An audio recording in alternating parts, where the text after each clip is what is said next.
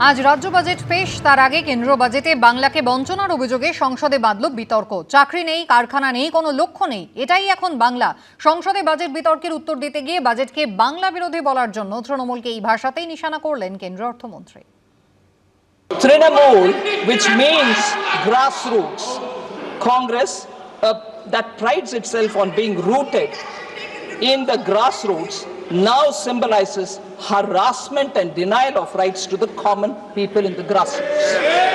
I'll give you examples for that. 25 lakh fake job cards in Manrega. Funds meant for people at the grassroots have been looted by the carders. 100 crore midday meal fraud. 100 crore midday meal fraud. Ration mafia thriving in the state on grassroots level.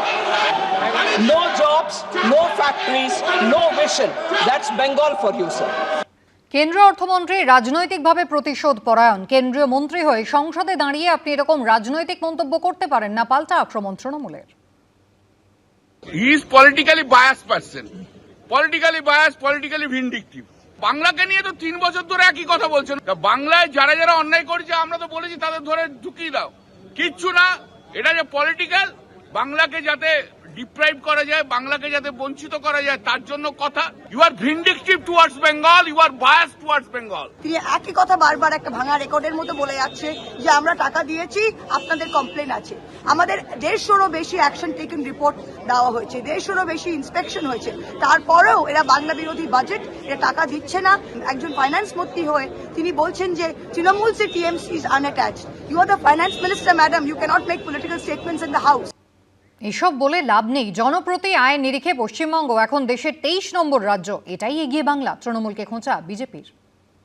স্বয়ং ভগবানের ওপর থেকে নেমে এলে তৃণমূলকে সন্তুষ্ট করতে পারবে না।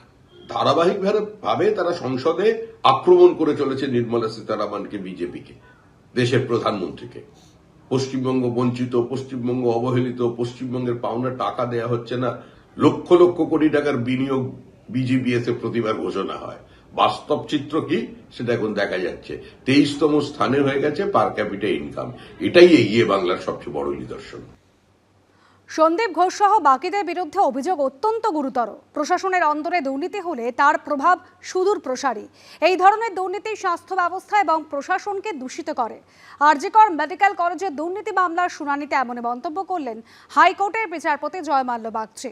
সমস্ত নথি স্ক্যান করা কপি অভিযুক্তদের দেওয়ার জন্য সিবিআইকে এদিন নির্দেশও দিয়েছে আদালত। স্বাস্থ্য ব্যবস্থা এবং প্রশাসনকে কলুষিত করে এই ধরনের দুর্নীতি। আরজিকর মেডিকেল কলেজের দুর্নীতি মামলার শুনানিতে আরো কড়া অবস্থান নিল কলকাতা হাইকোর্ট।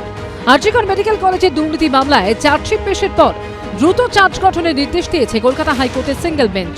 সেই নির্দেশের পুনর্বিবেচনা এবং প্রত্যাহার করার আবেদন নিয়ে মামলা দায়ের হয় আদালতে। সেই মামলা খারিজ করে দিয়েছে ডিভিশন বেঞ্চ। অন্যদিকে চার্জশিট পড়ে দেখার পর্যাপ্ত সময় পাননি, এই দাবিতে হাইকোর্টের ডিভিশন বেঞ্চের দ্বারস্থ হন ধৃত আরজিকর মেডিকেল কলেজের প্রাক্তন অধ্যক্ষ সন্দীপ ঘোষ সহ বাকি অভিযুক্তরা। মঙ্গলবার সেই মামলার শুনানি ছিল বিচারপতি জয়মাল্য বাগচি ও বিচারপতি গৌরাঙ্গ কান্তের ডিভিশন বেঞ্চে। শুনানিতে বিচারপতি জয়মাল্য বাগচি বলেন, সন্দীপ ঘোষ সহ বাকিদের বিরুদ্ধে যে অভিযোগ উঠেছে তা অত্যন্ত গুরুতর। এই ধরনের দুর্নীতি হয়ে থাকলে প্রশাসনের অভ্যন্তরে তার সুদূর প্রসারী প্রভাব আছে। তিনি বলেন, এই ধরনের দুর্নীতি স্বাস্থ্য ব্যবস্থা এবং প্রশাসনকে দূষিত করে। আদালত এও বলে, যদি কোনো সরকারি আধিকারিকের বিরুদ্ধে এই ধরনের অভিযোগ ওঠে তাহলে দ্রুত তাকে অভিযোগ মুক্ত হওয়ার চেষ্টা করা উচিত। গত বছরের 29শে নভেম্বর আলিপুরের বিশেষ সিবিআই আদালতে যে চার্জশিট পেশ করা হয় সেখানে দুর্নীতির ত্রিভুজের মাথা হিসেবে উল্লেখ করা হয়েছে সন্দীপ ঘোষকে। ঘনিষ্ঠ ঠিকাদারদের বরাত পাইয়ে দেওয়া, মোট বিলের 8 থেকে 10% কমিশন নেওয়া, অর্থের বিনিময়ে আরজিকর মেডিকেলে মেরিট লিস্ট বদলে দেওয়ার মতো অভিযোগ উঠেছে। এই পরিস্থিতিতে আদালতের এই দিনের পর্যবেক্ষণের পর স্বাভাবিকভাবেই তৃণমূলকে আক্রমণ করেছে বিরোধীরা।